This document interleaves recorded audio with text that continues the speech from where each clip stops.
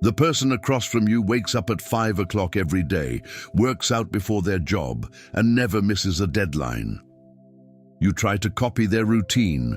You wake up early for 1 week, then crash the next. And the only explanation you can come up with is that they have more willpower than you. But there's something that person will never tell you. Not because it's a secret. Napoleon Hill interviewed 500 millionaires over a span of 20 years. He meticulously documented every routine, every decision.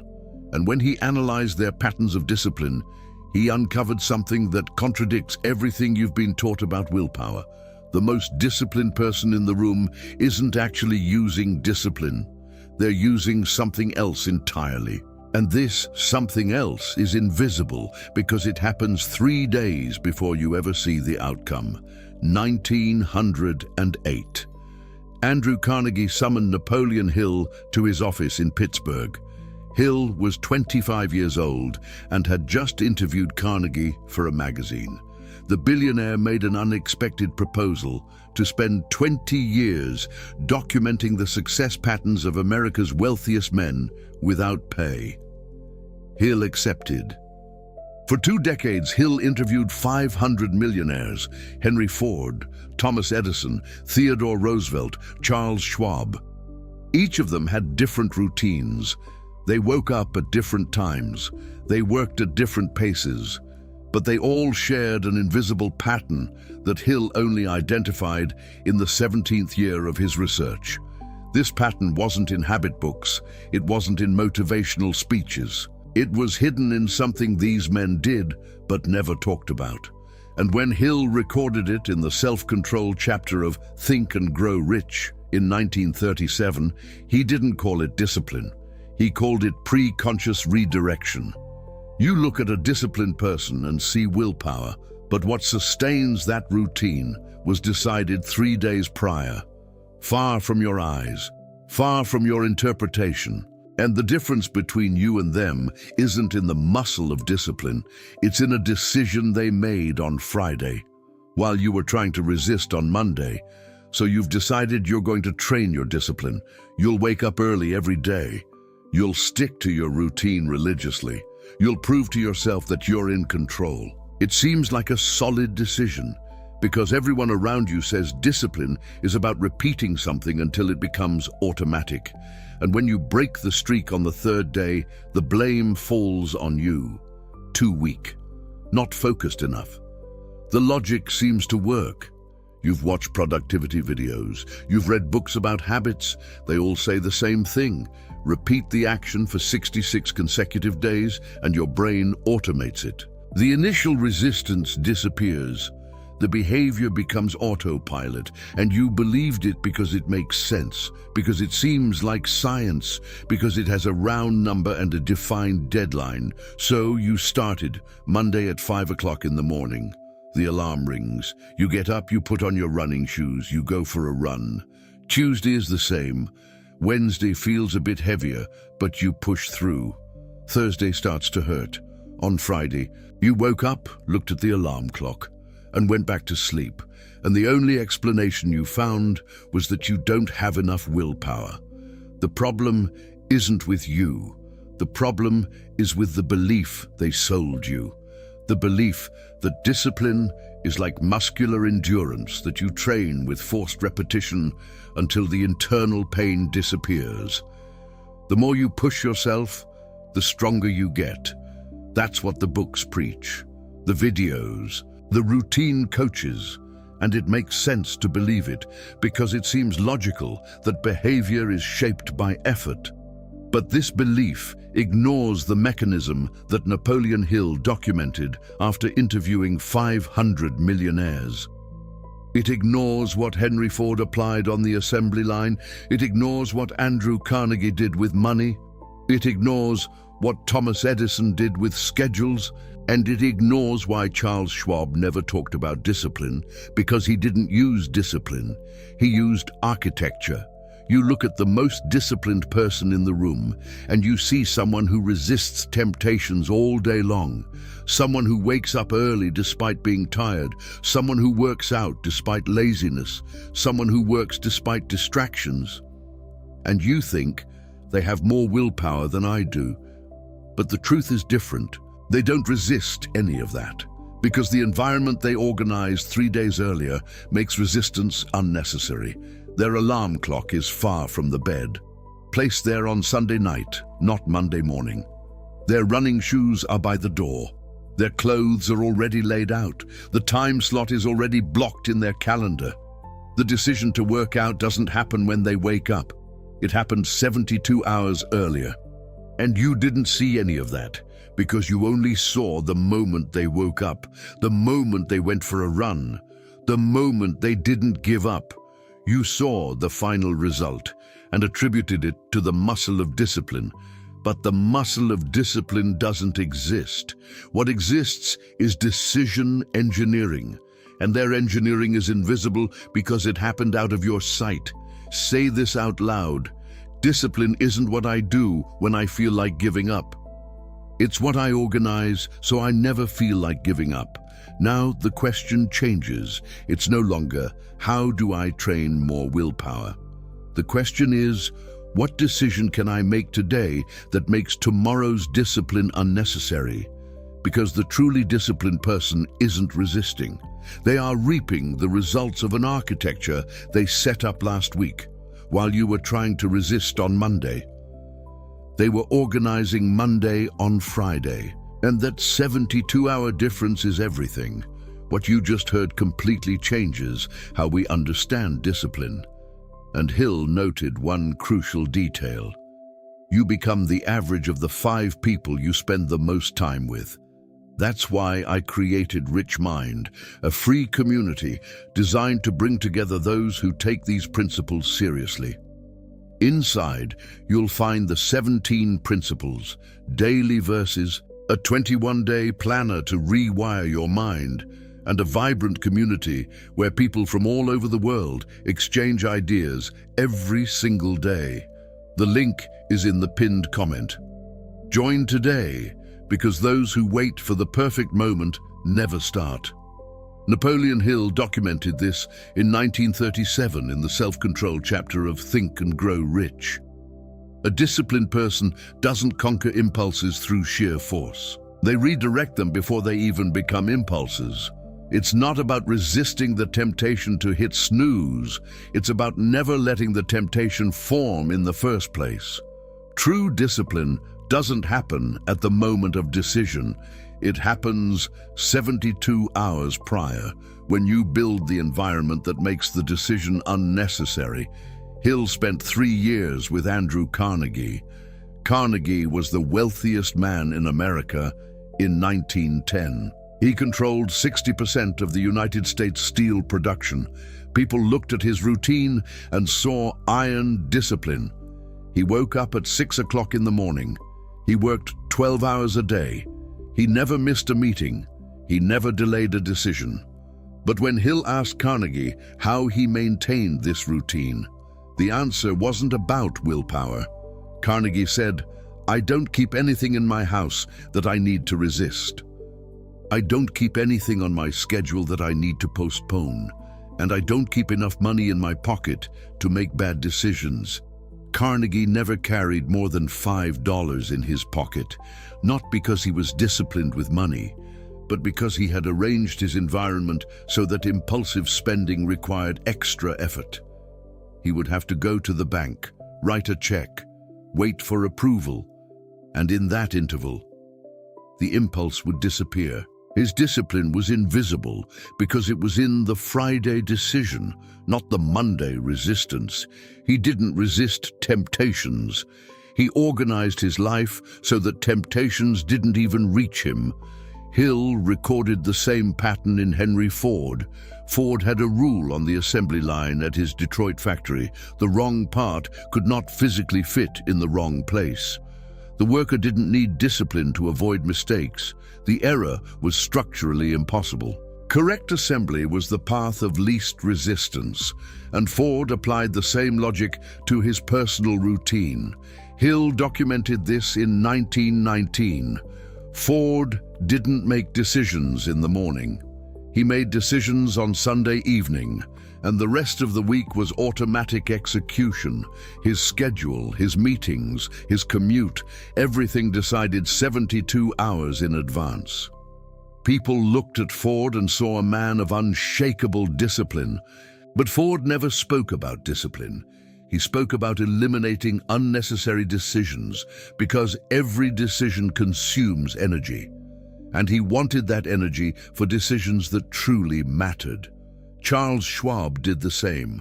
Schwab was president of U.S. Steel, the first billion-dollar company in history. He earned $1 million a year in 1920, equivalent to $26 million today. Hill asked Schwab what the secret to his productivity was. Schwab replied, "Every night before going to sleep, I write down the 6 most important things I need to do the next day, in order of priority. And when I wake up, I don't make any decisions about what to do. I just look at the paper, and I start with number 1. I don't move to number 2 until I finish number 1. And if the day ends at number 3, numbers 4, 5, and 6 go on to the next day's list." That was Schwab's discipline. It wasn't about resisting distractions in the morning. It was about deciding the night before what would be important and eliminating all the minor decisions that would consume energy throughout the day. Hill realized that the pattern repeated in all 500 millionaires he interviewed. They didn't train willpower. They organized their environment so that willpower was unnecessary. They didn't resist temptations. They built systems where temptation never arrived. And when Hill recorded this in Think and Grow Rich, he didn't call it discipline. He called it applied self-control. And he explained, self-control isn't about mastering impulses when they appear. It's about organizing your life so that impulses don't appear. Say this out loud. Faith reserves the place. The plan builds the house. The most disciplined person in the room doesn't use more willpower than you. They use less, because they have organized their life so that most decisions have already been made before the day even begins. And what's left is execution, not resistance. Execution. Schwab planned out the execution 72 hours in advance, and you can do the same. The Mental Reprogramming Planner is a 21-day system rooted in neuroscience and the principles of Napoleon Hill. It'll help you crush procrastination, build genuine discipline, and rewire your mind for peak performance. This isn't just an affirmation journal, it's decision architecture. You'll find the link in the pinned comment below this video. When you try to train discipline through forced repetition, every decision drains your finite mental reserves. Roy Baumeister documented this in 1998 at Case Western Reserve University. The experiment was simple, yet its results transformed how science understands self-control. Baumeister divided students into 2 groups. He placed warm chocolate chip cookies in a room. He asked the first group to eat the cookies. He asked the second group to resist. They could only eat radishes. After 30 minutes, he gave both groups an impossible puzzle to solve. He then measured how long each group persisted before giving up. The group that ate cookies persisted for 20 minutes. The group that resisted the cookies gave up in 8 minutes. The difference wasn't in intelligence nor in motivation. It was in the available mental energy. The group that resisted the cookies depleted their self-control reserves during that resistance. And when the puzzle arrived, their battery was empty. Baumeister called this ego depletion. He published dozens of studies over the next 20 years proving the same pattern. Willpower operates like a muscle that gets tired. It's not limitless. Every decision to resist consumes a little bit, and when the reserve runs out, you make the worst decision of the day. Now apply this to your routine. You wake up at 5 o'clock on Monday. You resist the snooze button. You've already consumed energy. You get out of bed. You resist the urge to go back to sleep. More energy consumed. You put on your running shoes. You resist the temptation to postpone. More energy. You go for a run. You resist the cold, the fatigue, the inner voice that tells you you can do it tomorrow. By 8 o'clock in the morning, when you sit down to work, your battery is already in the red. And when your boss asks you to work overtime, when your colleague offers you a croissant, when the client pressures you to lower the price, you say yes, not because you want to, but because you have no energy left to resist.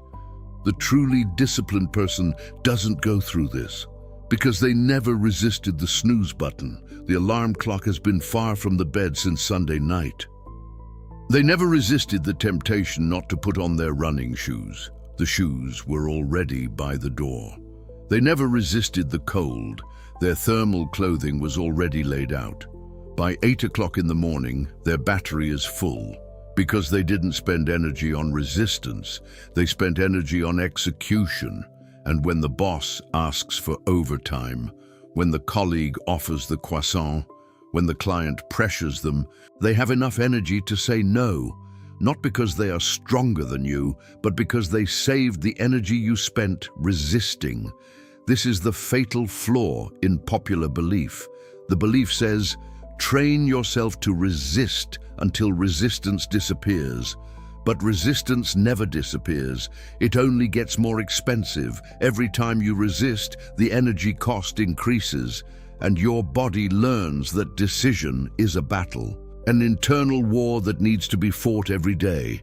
The disciplined person doesn't fight this war because their environment has eliminated the battlefield. There's no snooze button to resist. There's no croissant in the pantry to avoid. There's no temptation in their path. The correct decision is the path of least resistance, not the path of greatest heroism. Henry Ford understood this.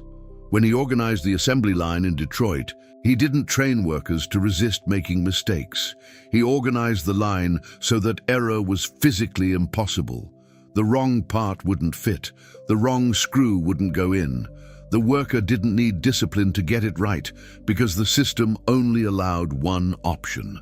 And Ford applied the same logic to his personal life. He didn't keep anything in his home that he needed to resist. He didn't keep anything on his schedule that he needed to postpone.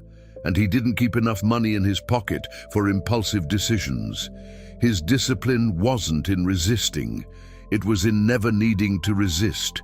You keep trying to be disciplined in the morning.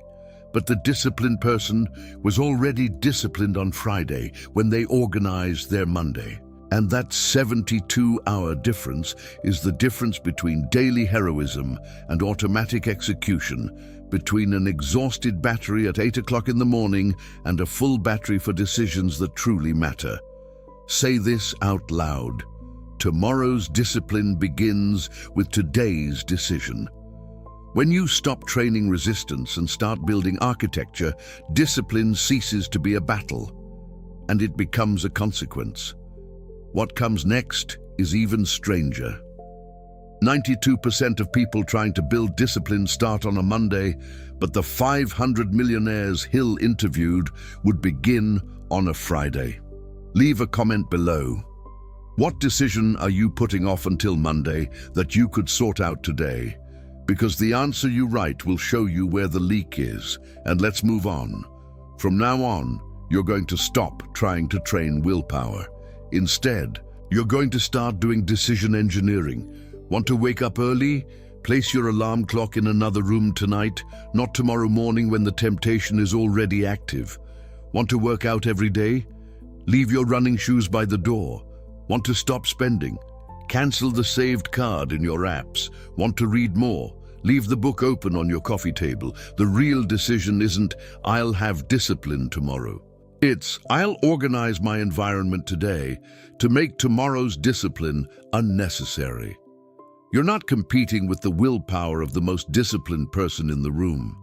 You're competing with the decision architecture they set up 3 days ago. Grab a piece of paper right now. Write down one decision you try to make every day and fail at. It could be waking up early.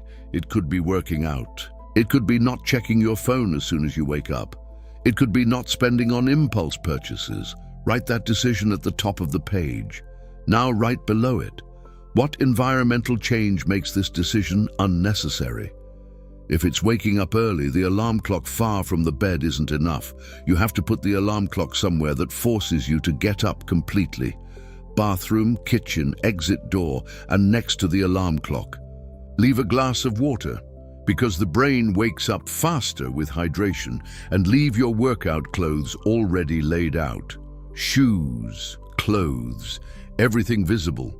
If it's working out, it's not enough to leave your shoes by the door. You have to block out the time in your calendar as if it were a non-negotiable meeting, with an alarm, with a reminder, and you have to prepare your body the night before. Go to bed earlier, hydrate, stretch. Because morning resistance isn't a lack of willpower, it's accumulated fatigue that you can eliminate with sleep. If it's not checking your phone, it's not enough to turn off notifications.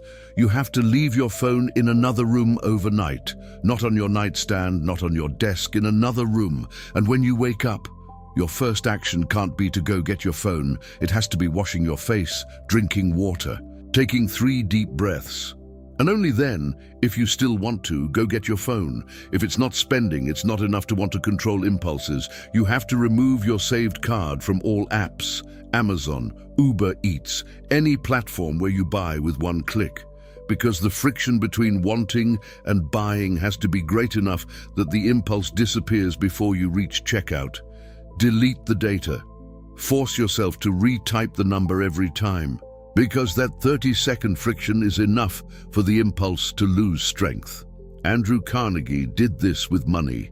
He had enough fortune to buy anything, but he never carried more than $5 because he knew that the impulse to spend lasts less than 60 seconds. And if he had to go to the bank, sign a check, wait for approval, the impulse would have already passed. He didn't resist the impulse to spend. He organized his life so that the impulse never materialized. You keep trying to resist, but resisting consumes energy that you'll need later, for decisions that really matter, for difficult negotiations, for tough conversations, for trajectory-changing choices. And if you've exhausted all your morning energy resisting the snooze button, there's no energy left to say no to your boss when they ask for unpaid overtime. The most disciplined person in the room saves energy, not because they're better than you, but because they eliminated unnecessary battles before they even began. And when the real battle comes, the salary negotiation, the difficult conversation with a partner, the career decision, they have the energy to fight that battle. While you've already exhausted yours resisting temptations you could have eliminated with architecture. Implement the environmental change today, not tomorrow. Today, before you sleep, because tomorrow's discipline begins with today's decision. And when you wake up tomorrow, you won't need willpower, you'll need execution. And execution doesn't tire you out, resistance does. Say this out loud. The most disciplined person in the room already decided on Friday what they're going to do on Monday. And when you look at that person's routine a week from now, you won't see willpower. You'll see architecture, invisible, silent, built 72 hours before you see the result. And you'll realize that the difference between you and them was never strength. It was engineering. There's another lie you still believe, and this lie is even more costly. You think productivity is about doing more in less time, that if you work faster, more concentrated, more focused, you'll produce 10 times more. But the people who produce 10 times more than you aren't working 10 times faster. They've organized their week in a way you haven't seen yet. And that organization eliminates 90% of the work you consider mandatory. It's not about working harder, it's about eliminating work that should never exist. And I'm going to show you that in the next video. Because the person who produces 10 times more than you isn't 10 times smarter. They just made a decision 3 months ago that you're still going to make tomorrow. And that 90-day difference is the difference between executing and rethinking, between producing and procrastinating, between results and excuses. The most disciplined person in the room never talks about discipline because they don't use discipline. They use architecture, and architecture is invisible. You look at their routine and see willpower, but what sustains that routine was decided 3 days prior, out of your sight. The alarm clock far from the bed, the running shoes by the door, the credit card deleted from apps, the blocked time slot in the calendar, all decided on Friday, executed on Monday, while you were trying to resist on Monday morning. They had already organized Monday on Friday night. And that 72-hour difference is the difference between daily heroism and automatic execution, between a drained battery at 8 in the morning and a full battery for decisions that truly matter. Napoleon Hill spent 20 years documenting 500 millionaires, and the pattern he found wasn't in habit books. It wasn't in productivity videos. It was hidden in something these men did, but never talked about. They didn't train resistance. They built systems where resistance was unnecessary. Andrew Carnegie never carried more than $5. Henry Ford never made decisions in the morning. Charles Schwab wrote down the 6 most important things every night before bed. They didn't resist temptations. They organized their lives so that temptations never reached them. And when Hill recorded this in Think and Grow Rich, he called it applied self-control. It's not about mastering impulses when they appear. It's about organizing your life so that impulses don't appear. Now you know the difference. You're not undisciplined. You were just trying to win a battle that truly disciplined people never fight. They already won on Friday when they organized Monday, and when they wake up on Monday, there's no battle. There's execution, and execution doesn't tire you out. Resistance does. Grab a piece of paper now. Write down the decision you try to make most often and fail at most often. Waking up early, working out, not spending, not procrastinating. Write that decision at the top of the page, and below it, write this. What change in the environment makes this decision unnecessary? Answer that question by the end of the day, and execute the change before you go to sleep. Because discipline isn't what you do when you wake up. It's what you organize before you go to bed. It's not resisting the snooze button in the morning. It's placing the alarm clock far from the bed the night before. It's not resisting the croissant at the cafe. It's not buying the croissant at the grocery store. It's not resisting spending. It's deleting the credit card from apps. The most disciplined person in the room doesn't have more willpower than you.